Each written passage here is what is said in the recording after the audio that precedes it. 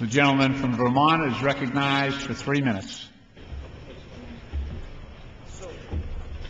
Thank you, Mr. Speaker. We must end this war.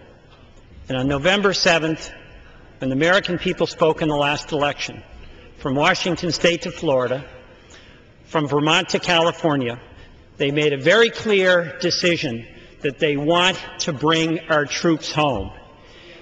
Their challenge to us is to implement that policy. Americans want a new direction in Iraq. The citizens of America know that the time has come to change direction, to bring our troops home with their heads held high in honor of a job well done.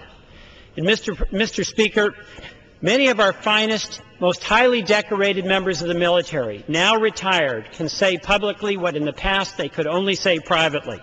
It is this: Iraq is engaged in a civil war, and it is not the proper job of the men and women in uniform to referee an Iraqi civil war.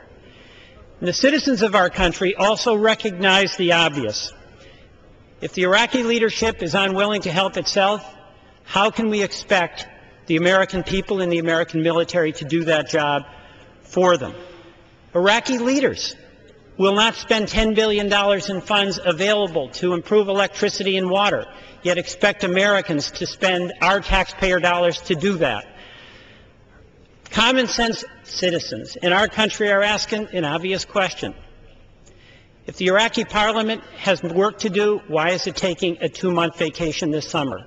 A vacation when they haven't reached agreement on oil sharing, when they haven't allowed former Baathists, low-level, with no blood on their hands, to resume a place in that society, when they won't crack down on sectarian violence, and, Mr. Speaker, interfere with the efforts of American military when they attempt to do so.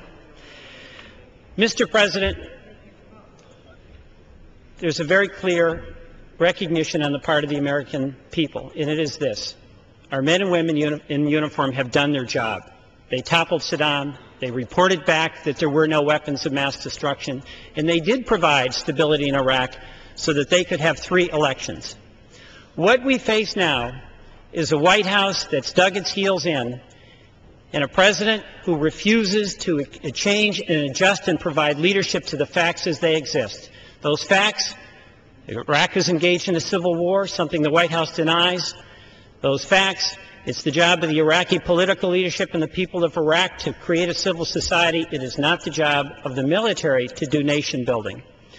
The question we have is going to allow us to change the direction of our policy from escalating militarily, as the President stubbornly pursues that policy, to a strategy of Iraqi self-control and stability in the region. I support the rule in the underlying bill.